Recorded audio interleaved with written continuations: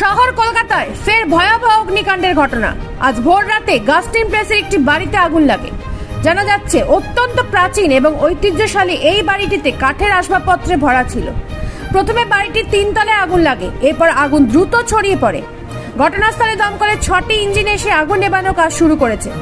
স্থানীয়রা জানাচ্ছেন বাড়িটিতে প্রায় 25টি পরিবার বাস করতেন। আগুন লাগার সাথে সাথে বাড়ির বাসিন্দাদের নিরাপদ স্থানে সরিয়ে আনা হয়েছে। স্থানীয়রা জানান ভোর 3:30 নাগাদ তারা এই আগুন দেখতে পান এবং বাড়িটির 4 তলার যে ভবন তা পুরোপুরি আগুনের গ্রাসে চলে যায়।